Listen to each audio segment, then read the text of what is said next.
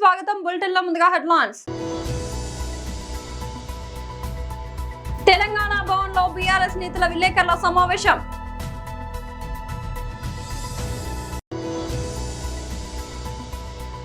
వైఎస్ఆర్సీపీ రాష్ట్ర అధికార ప్రతినిధి పుత్తా శివశంకర్ రెడ్డి ప్రెస్ మీట్.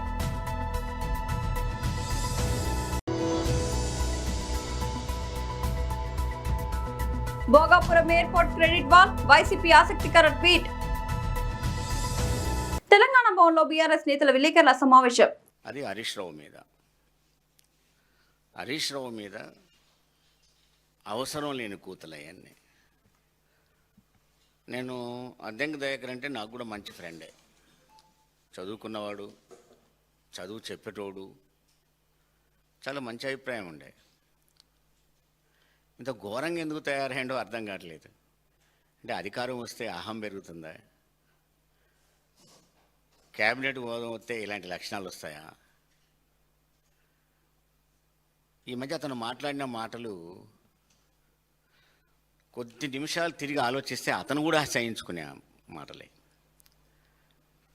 ఇప్పుడు అతను మాట్లాడిన మాటలు మరీ ఎలా ఉన్నాయంటే, రేవంత్ రెడ్డి మాట్లాడుతూ లక్షలాది మంది ఇంజనీరింగ్ విద్యార్థుల్ని క్రైమ్ వేస్ట్ అని మాట్లాడాడు. ఇప్పుడు అద్దెంకి దయాకర్ రేవంత్ రెడ్డి ఫాలోయర్గా ఆయన చదువు వేస్ట్ అయింది. ఎందుకో చదువు గంగలు కలపడానికి ఆయనకి.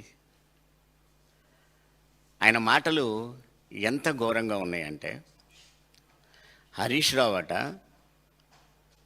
అధికారానికి దూరమై తాంత్రిక విద్యలు చేస్తున్నాడట. అది ఏంటి? వర్షాలు పడకుండా ఉంటే గవర్నమెంట్ మీద వ్యతిరేకత వస్తుంది కాబట్టి, వ్యతిరేకత వస్తే బీఆర్ఎస్ అధికారంలోకి వస్తుంది కాబట్టి తాంత్రిక విద్యలు చేస్తున్నాడట. నేను దయాకర్ని అడుగుతా ఉన్నా, నువ్వు కూడా ఉద్యమకారుణ్ణని చెప్పుకుంటావుగా, మరి ఉద్యమంలో దెబ్బలు తిని జైల్లోకి పోయి నిరంతరం అరెస్ట్లై దెబ్బలు తిన్న హరీష్ రావు లాంటి వాడు, మరి అప్పుడు కూడా నువ్వు ఆయన అందరు కలిసి తాంత్రిక విద్యలు చేయవచ్చుగా తెలంగాణ రావడానికి? సిగ్గుండాలి కదా ఏమన్నా భాష మాట్లాడితే. ఏంటది తాంత్రిక విద్యలు? ఏంటి? ఓం రీం ఫట్ అంటే అధికారాలు మారిపోతూ ఉంటాయా? నేను అనుకుంటున్నాను, ఒక అతను బీజేపీ ఎంపీ దూబే, ఆయన మాట్లాడుతూ కొన్ని మాటలు అన్నాడు. ఏమన్నాడు? రేవంత్ రెడ్డి నాకు మంచి దోస్తు, మీ ఇద్దరం కలిసి ఏబీవీపీలో కలిసి పనిచేశాము, ఆయన సంఘ్ని బలోపేతం చేయడం కోసం తీవ్రంగా ప్రయత్నం చేస్తున్నాడు, మేము సాటుమాటుగా మాట్లాడుకుంటున్నాం. రాహుల్ గాంధీ దాన్ని మార్చి తను చెప్పమన్న మాటలతోనే రేవంత్ రెడ్డిని చెప్పిస్తున్నాడు, రేవంత్ రెడ్డి మాత్రం బీజేపీకి కావలసిన వాడు అని. అంటే బీజేపీకి కావలసిన వాడు అని ఒక పక్క స్వయంగా బీజేపీ ఎంపీ అంటే, కాంగ్రెస్లో కథ ముగిసినట్టే అని తెలిసిన తర్వాత ఇష్టం వచ్చినట్టు మాట్లాడే ప్రయత్నం చేస్తూ ఉన్నారు రేవంత్ రెడ్డి అండ్ కంపెనీ. దానికి రేవంత్ రెడ్డి యొక్క మంచి పాలన చూసట తట్టుకోలేక ఈ తాంత్రిక విద్యలు చేస్తున్నారట. వైఎస్ఆర్సీపీ రాష్ట్ర అధికార ప్రతినిధి పుత్తా శివశంకర్ రెడ్డి ప్రెస్ మీట్. వెన్నుపోటు పార్టీ అధికారంలోకి వచ్చాక ఆంధ్రప్రదేశ్లో విమానయాన శాఖ మంత్రి, ఆంధ్రప్రదేశ్కి సంబంధించిన ఆయన కేంద్రంలో ఉన్న ఆంధ్రప్రదేశ్కి విమానయాన రంగంలో ప్రజలకు ఏమన్నా ఉపయోగపడిందా, దాని వృద్ధి రేటు ఏంటి అనేటువంటిది ఒక్కసారి మనం గమనించాలి. 2 సంవత్సరాలు పూర్తయింది. కేంద్ర విమాన శాఖ మంత్రిగా ఆయన రాష్ట్రానికి, ముఖ్యంగా ఉత్తరాంధ్రానికి ఏమి వెలగబెట్టాడనేటువంటి చూద్దాం.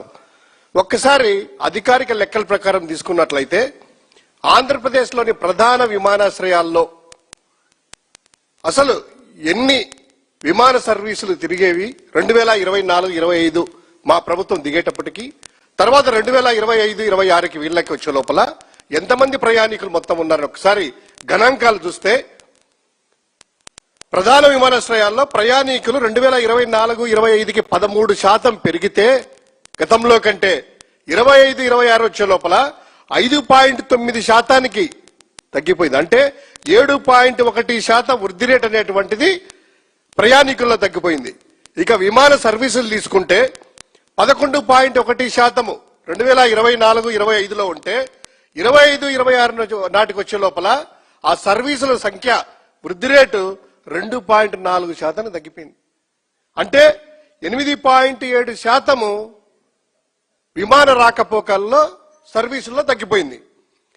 ముఖ్యంగా ఈరోజు ఉత్తరాంధ్రలో భోగాపురం ఎయిర్పోర్టు సంబంధించింది జగన్మోహన్ రెడ్డి గారి హయాంలో దాదాపు పూర్తయిన దానికి క్రెడిట్ చోరీ చేసుకునేటువంటి ఈ వెన్నుపోటు పార్టీ అధ్యక్షులు చంద్రబాబు నాయుడు గారు, అదేవిధంగా రీల్స్ లో ఎక్కువ చూస్తూ ఉంటాం.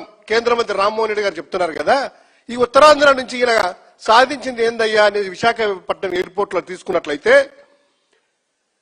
నంబర్స్ లో తీసుకుంటే 2024-25లో 29.55 లక్షల మంది ప్రయాణికులుంటే అది 29.6 లక్షలకి అంటే వృద్ధి అనేటువంటిది లేనే లేదు. ఇక విమాన రాకపోకలు తీసుకున్నట్లయితే విశాఖపట్నం నుంచి 22,210 విమానాలు 2024-25లో తిరిగితే అది 21,711 కంటే 2.27% తగ్గిపోయినాయి విశాఖపట్నం ఎయిర్పోర్ట్ నుంచి విమాన సర్వీసులు. ఇక అంతర్జాతీయ కనెక్టివిటీ మేమే చేసుకున్నామని గొప్పగా చెప్పుకుంటున్నారు కదా, మొత్తం గ్లోబల్ కనెక్టివిటీ చేస్తున్నాం, అంతర్జాతీయ విమానాశ్రయము, అంతర్జాతీయ మిగతా దేశాల కనెక్టివిటీ విశాఖపట్నం ఉన్నారు కదా.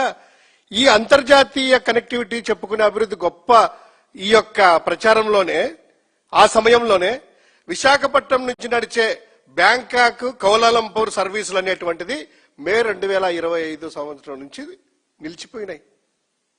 అంటే అంతర్జాతీయ విమాన సర్వీసులు కౌలాలంపూర్ ఆ యొక్క బ్యాంకాక్ తిరిగేటువంటిది 2025 నుంచి నిలిచిపోయాయి మే నుంచి.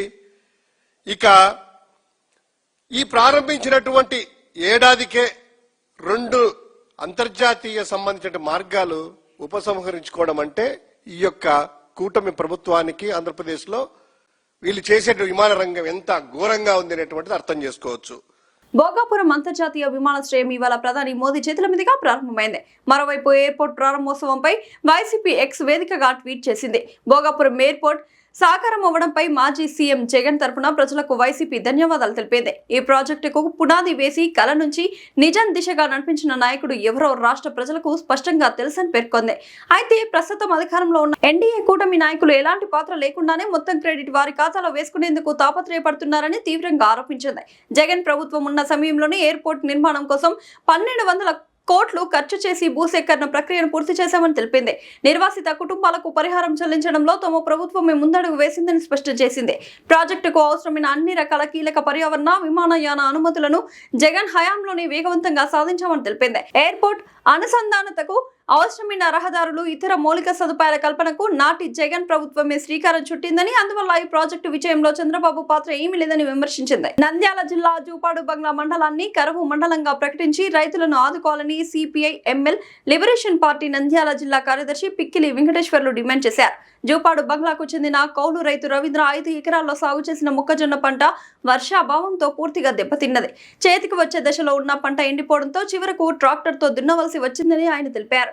అనంతరం పిక్కిలి వెంకటేశ్వర్లు మాట్లాడుతూ ఖరీఫ్ సీజన్ లో తక్కువ వర్షపాతం కారణంగా జూపాడు బంగ్లా మండలంలోని రైతులు సాగు చేసిన మొక్కజొన్న, పత్తి, సోయాబీన్, మినుము, కంది తదితర పంటలు నష్టపోయాయని తెలిపారు. నంద్యాల జిల్లాలో వేలాది ఎకరాల్లో రైతులు, కౌలు రైతులు నష్టపోతున్నా ప్రభుత్వం పట్టించుకోవడం లేదని విమర్శించారు. పంట నష్టపోయిన రైతులకు ఇన్సూరెన్స్ తో సంబంధం లేకుండా ఎకరాకు 40,000 పరిహారం ఇవ్వాలని, 2 లక్షల రుణమాఫీ చేయాలని, రుణాలను రీషెడ్యూల్ చేయాలని డిమాండ్ చేశారు. రబీ సీజన్ కు విత్తనాలు, ఎరువులు ఉచితంగా అందించాలని, 60 ఏళ్లు దాటిన రైతులు, కౌలు రైతులకు నెలకు 10,000 రూపాయల పెన్షన్ ఇవ్వాలని కోరారు. డిమాండ్లు పరిష్కరించకపోతే రైతులను సమీకరించి ఆందోళనలు చేపడతామని హెచ్చరించారు. ఈ కార్యక్రమంలో జూపాడు బంగ్లా మండల కార్యదర్శి ఈ నరసింహుడు, నందికొట్కూర్ మండల కార్యదర్శి సామన్న, పగిడ్యాల మండల కార్యదర్శి గుంపుల త్యాగరాజు, కౌలు రైతు రవీంద్ర, మనోహర్, శరత్, నాగరాజు తదితరులు పాల్గొన్నారు. అంటే కేవలం ప్రభుత్వము, వ్యవసాయ అధికారులు, జిల్లా కలెక్టర్లు, మంత్రులు, ఎమ్మెల్యేలు, ఎంపీలు, ముఖ్యమంత్రి గారు కేవలం కూడా ప్రకటనలకే పరిమితం తప్ప ఏళ్ళు నిన్నటువంటి పేరుతోనే చెప్తున్నారు తప్ప వాస్తవానికి రోజు రైతులు పూర్తిగా నష్టపోతా ఉన్నారు. కౌలు రైతులు కూడా పూర్తిగా నష్టపోతా ఉన్నారు. అలాంటి రైతులను ఏ మాత్రం కూడా ఇంతవరకు కూడా రైతులు మొత్తం కూడా 5 ఎకరాలు సాగు చేసేటువంటి మొక్కజొన్నలు దాదాపు ఈరోజు 50 రోజుల పంట కేవలం ఇది 2 అడుగులు మాత్రమే పెరిగిన పరిస్థితి కనపడతా ఉంది. ఇప్పుడే సుంకొచ్చి పంట మొత్తం కూడా నష్టపెట్టిన పరిస్థితి. అందుకనగా రైతు దిక్కుచోతక ఈరోజు ఉదయం 10 గంటలకే మొత్తం కూడా ట్రాక్టర్తో మొత్తం కూడా దీన్ని సేద్యం చేసి మొత్తం దున్నేసేటువంటి పరిస్థితి కనపడతా ఉంది. ఇక్కడే గొర్రెలు బర్రెలు ఈరోజు మేస్తా ఉన్నాయి. మరి వాస్తవంగా ఈరోజు రైతుల పరిస్థితి రాష్ట్రంలో ఏం జరుగుతుంది అంటే ఈరోజు నిజంగా వాస్తవానికి మరి వ్యవసాయ శాఖ మంత్రి అచ్చెన్నాయుడు ఇక్కడ ఎక్కడున్నాడో కనీసం పేపర్లు కూడా అర్థం కాలేని పరిస్థితులు మనం చూస్తూ ఉన్నాం. ఈరోజు మన ఆంధ్ర రాష్ట్రానికి ప్రధానమంత్రి మోడీ గారు వస్తూ ఉన్నారు. మరి మంచిదే. ఈరోజు మనం చూస్తూ ఉన్నాం రైతుల గురించి ఎక్కడ కూడా ప్రధానమంత్రిని ఆహ్వానించే దాఖలాలు లేవు. కేవలం ఈరోజు ఎయిర్పోర్టు భోగాపురంలో ఈరోజు ఎయిర్పోర్టును మీరు ఈరోజు దీన్ని ప్రారంభోత్సవానికి పిలుస్తామని చెప్తా ఉన్నారు. సంతోషమే. మరి నిజంగా ఈరోజు ముఖ్యమంత్రి గారు, ఉప ముఖ్యమంత్రి పవన్ కళ్యాణ్ గారు, నారా లోకేష్ గారు ప్రధానమంత్రి ఫోటో పక్కనే ఈరోజు మీరు ఫోటో దిగుతా ఉన్నారు. ఇప్పటికైనా మీడియా ద్వారా మేము ముఖ్యమంత్రి గారు మేము కోరుతా ఉన్నాం, అయ్యా చంద్రబాబు నాయుడు గారు మీరు ఈరోజు రైతుల ప్రభుత్వం మాదని చెప్తా ఉన్నారు. రైతులే ఈరోజు దేశానికి వెన్నెముకని చెప్తా ఉన్నారు. అలాంటి రైతులు కౌలు రైతులు ఈరోజు పూర్తిగా పంటలు నష్టపోతా ఉన్నారు. అందుకొరకే మీరు మోడీ వచ్చేటువంటి సందర్భంగా ప్రధానమంత్రి గారికి ఈ రైతుల కోరికను విన్నవించండి. మొత్తం రాష్ట్ర వ్యాప్తంగా కూడా ఎక్కడ చూసినా కూడా నంద్యాల ఉమ్మడి కర్నూలు జిల్లాలో మొత్తం కూడా ఈరోజు కరువు చేయాలి అలుముకున్నాయి. ఎల్నినో ప్రభావం వల్ల అరకొర వర్షాలకు కనీసం మొలకాపు అట్లా ఎత్తి మళ్ళీ మధ్యాహ్నం కల్లా ఈరోజు ఎండిపోయే పరిస్థితి వస్తూ ఉంది. రైతులు పూర్తిగా నష్టపోతూ ఉన్నారు. అందుకొరకే జూపాడు బంగ్లా మండలాన్ని కూడా తక్షణమే కరువు మండలం ప్రకటించాలని ఈరోజు ఉమ్మడి కర్నూలు జిల్లాను మొత్తం కూడా కరువు జిల్లాగా ప్రకటించి రైతులను తక్షణమే ఆదుకోవాలని, రైతులకు 2 లక్షల రూపాయలు రుణమాఫీ చేయాలని, అదేవిధంగా ఎకరాకు 40,000 రూపాయలు నష్టపరిహారం ఇవ్వాలని, కౌలు రైతులకు కూడా దీన్ని వర్తింప చేయాలని చెప్పేసి మేము డిమాండ్ చేస్తూ ఉన్నాం. ఏదైతే ఈ రోజు రైతులు పూర్తిగా కరువు కాటకాల వల్ల నష్టపోతూ ఉన్నారు, అలాంటి రైతులకు 60 సంవత్సరాలు నిండిన ప్రతి రైతు కూడా 10,000 రూపాయలు పెన్షన్ ఇవ్వాలని చెప్పేసి మేము డిమాండ్ చేస్తూ ఉన్నాం. రైతులు రుణాలు తీసుకున్నారు, ఖరీఫ్లో మొత్తం రుణాలు రిన్యువల్ చేశారు. ఈరోజు మళ్ళీ రేపు జనవరిలో సాగు చేసేటువంటి పరిస్థితుల్లో రిన్యువల్ చేయడానికి పరిస్థితి లేదు. అందుకొరకే రాష్ట్ర ప్రభుత్వం రైతుల రుణాలను రీషెడ్యూల్ చేయాలని, ఖరీఫ్లో ఈరోజు పంటలు నష్టపోయిన ప్రతి ఒక్క రైతు కూడా మొక్కజొన్న, పత్తి, ఆ రకంగా సోయాబీన్ కానీ మినుము, పెసర, కంది తదితర పంటలు పూర్తిగా లాస్ అయ్యారు. ప్రభుత్వం ఏమో ఇన్సూరెన్స్ గడువు నిన్న 31 వరకు పెట్టారు. మరి నిజంగా మేము డిమాండ్ చేస్తా ఉన్నాం రైతుల పక్షాన సిపిఎం లిబరేషన్ పార్టీగా కిసాన్ మహాసభలోకి ఈరోజు అడుగుతా ఉన్నాం. ప్రభుత్వమే ప్రీమియం చెల్లించాలి, ప్రభుత్వము రైతులతో చెల్లించడం కాదు, దీన్ని గడువు ముగించింది చెప్తా ఉన్నారు. ఈరోజు మొత్తం వ్యవసాయ అధికారులు కూడా నిన్నటితో స్టేట్మెంట్ ఇచ్చారు. ఇది కాదు, ఎవరైతే రైతులు వేశారో వాళ్ళందరూ కూడా ప్రభుత్వమే ప్రీమియం చెల్లించాలి. ప్రతి రైతు కూడా ఎకరాకు 40,000 రూపాయలు నష్టపరిహారం ఇవ్వాలి. రబీలో కనుక వర్షాలు పడితే ఈరోజు కేసుకినాలు ఉంది, తుంగభద్ర ఉంది, అంద్రేణి ఉంది, శ్రీశైలం బ్యాక్ వాటర్ ఉంది, ఎత్తిపోతల పథకాలు ఉన్నాయి. అయితే ఈ జూపాడు బంగ్లా మండలంలో వచ్చేటువంటి దరిద్రం ఏంటంటే ఈ 2 మధ్యలో గ్రామాలు ఈరోజు మండలంలో దాదాపు ఈరోజు బారమంచల కావచ్చు, మండలం కావచ్చు, అనేక గ్రామాలు 1000 ఎకరాలు ఈరోజు భాస్కర్ చోట కూడా 1000 ఎకరాలు ఇలాంటి భూములు ఉన్నాయి, రేగడి భూములు ఉన్నాయి, బరకలు ఉన్నాయి. వాటికి ఈరోజు ఎత్తిపోతల ద్వారా నీళ్లు ఇవ్వాలంటే ఇక్కడ కాలువలాంటి పరిస్థితి కనపడతా ఉంది. విద్యార్థుల సమస్యలను పరిష్కరించాలని కోరుతూ జెన్జీ విద్యార్థి సంఘం ఆధ్వర్యంలో పోరుబాట కార్యక్రమానికి శ్రీకారం చుట్టారు. ఈ మేరకు ఉస్మానియా యూనివర్సిటీలోని ఆర్ట్స్ కళాశాల వద్ద జెన్జీ పోరుబాట గోడపత్రిక ఆవిష్కరణ కార్యక్రమాన్ని నిర్వహించారు. కార్యక్రమానికి సంఘం ఫౌండర్ ప్రెసిడెంట్ శివాజీ నాయక్ ముఖ్య అతిథిగా హాజరై ఆవిష్కరించారు. శివాజీ నాయక్ మాట్లాడుతూ భారతదేశంలో విద్యా హక్కు చట్టాన్ని పూర్తిగా అమలు చేయాలన్నారు. కేంద్ర ప్రభుత్వం 10 లక్షలు, రాష్ట్ర ప్రభుత్వం 2 లక్షల ఉద్యోగాలతో కూడిన నోటిఫికేషన్ తక్షణమే విడుదల చేయాలని తెలిపారు. కుల ఆధారిత రిజర్వేషన్ స్థానంలో బీపీఎల్ ప్రతిపాదికన రిజర్వేషన్ కల్పించాలని కోరారు. విద్యార్థుల సమస్యలను పరిష్కరించని పక్షంలో పెద్ద ఎత్తున ఉద్యమానికి శ్రీకారం చుడతామన్నారు. కార్యక్రమంలో ఆంజనేయులు, సంతోష్, అయోధ్య, ప్రకాష్, ముని, రమేష్, నాగేందర్ తదితరులు పాల్గొన్నారు.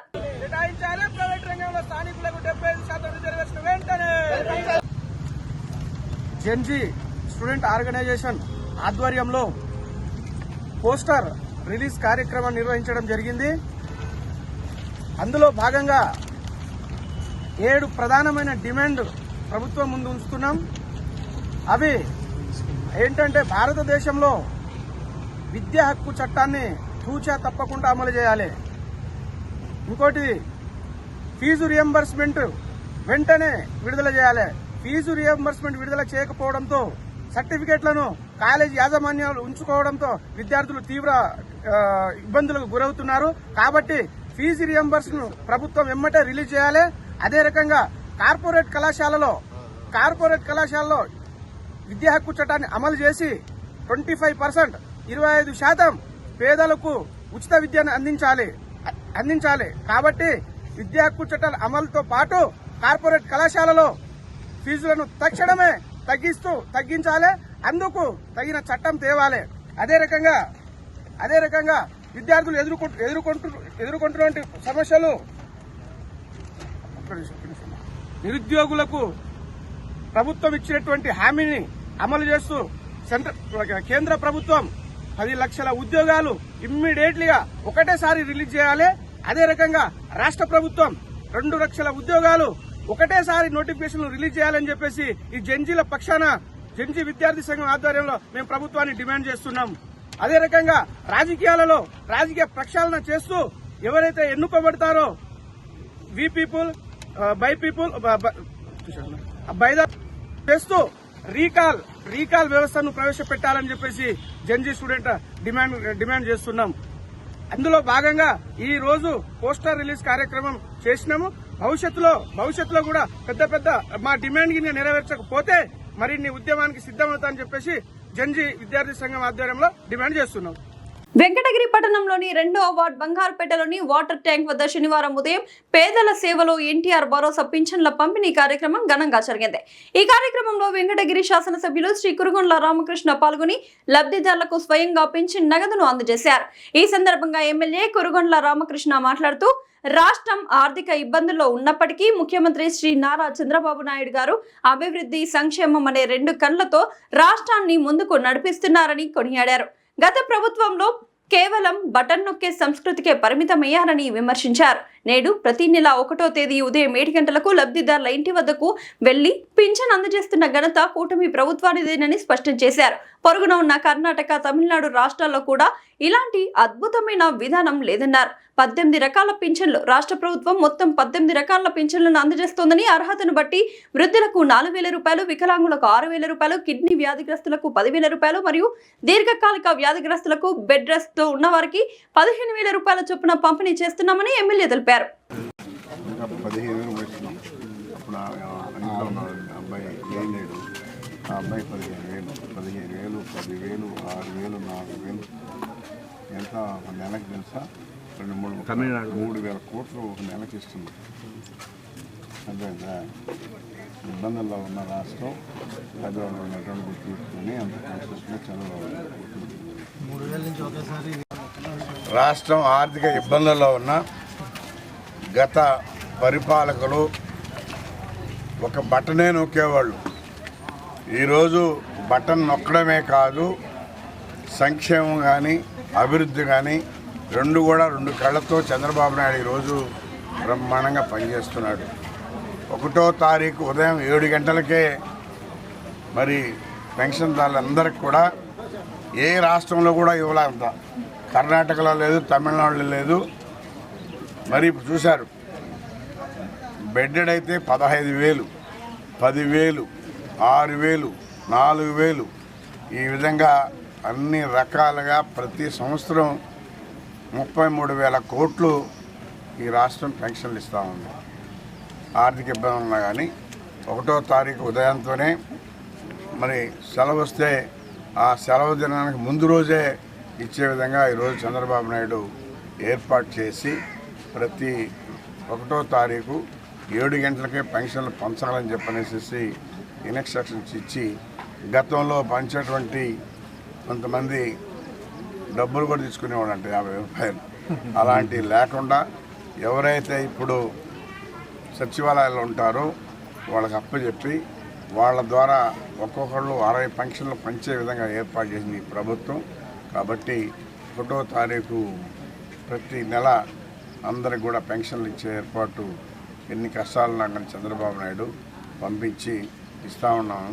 ఆయనకి, రాష్ట్రానికి, మన ముఖ్యమంత్రికి ధన్యవాదాలు కూడా తెలియజేస్తూ గుంటూరు జిల్లా ప్రతిపాడు నియోజకవర్గం ప్రతిపాడు మండలం కేంద్రంలోని తహసీల్దార్ కార్యాలయంలో ఆర్డీఓ అన్ని పార్టీల నాయకులతో మీటింగ్ ఏర్పాటు చేశారు. అన్ని పార్టీల నాయకులతో మాట్లాడుతూ నియోజకవర్గంలో సర్ కార్యక్రమంలో భాగంగా 288 పోలింగ్ స్టేషన్లో సుమారు 87% డిజిటలైజేషన్ పూర్తి చేయడం జరిగిందని, మిగిలిన వారికి నోటీసులు జారీ చేసి త్వరలోనే వాటిని కూడా పూర్తి చేయడం జరుగుతుందని, ఈ నెల 31వ తేదీ నుండి ఏవైనా సమస్యలు ఉన్నట్లయితే అప్లై చేసుకోవచ్చని, 18 సంవత్సరాలు నిండిన వారు కొత్తగా ఓట్లకి అప్లికేషన్ పెట్టుకోవచ్చని, వీటికి గాను BLO, BLAలకు సహకరించాలని ఆర్డీఓ కోరారు. ఆగస్టు 30 నాటికి అన్నింటిని పూర్తి చేసి అక్టోబర్ 3వ తారీఖున ఫైనల్ గా పబ్లిష్ చేయడం జరుగుతుందని ఆర్డీఓ తెలియజేశారు. ఈ కార్యక్రమంలో ప్రతిపాడు తహసీల్దార్ వెంకటేశ్వరరావు, ఆల్ పార్టీల నాయకులు పాల్గొన్నారు. వాళ్ళందరూ కూడా ఇప్పుడు నోటీసులు ఇచ్చేసి ఈ పీరియడ్లో ప్రతి ఒక్కరికి ఇక్కడికి AERO దగ్గర ఎంక్వైరీ డేటు టైము కూడా నోటీస్ ద్వారా వాళ్ళకి తెలియపరచడం జరుగుతుంది.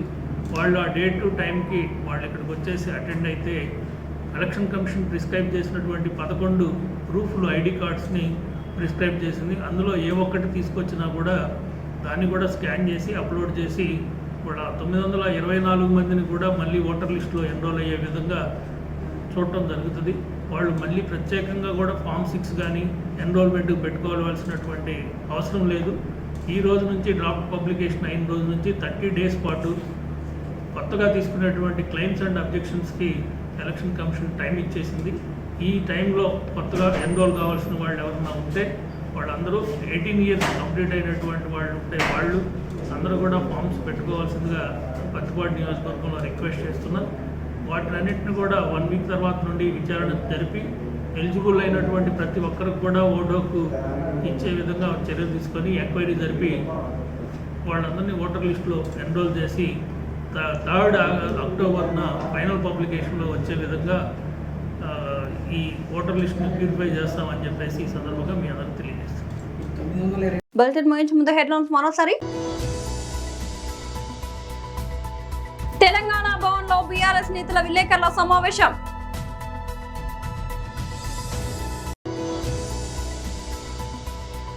వైఎస్ఆర్సీపీ రాష్ట్ర అధికార ప్రతినిధి పుత్తా శివశంకర్ రెడ్డి ప్రెస్ మీట్.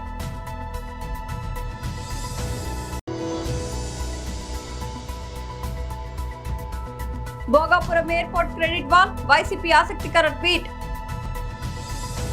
ఇది వాళ్ళ బులెటిన్ అప్డేట్. మరొక బులెటిన్ మళ్ళీ కలుద్దాం. అంతవరకు సెలవు.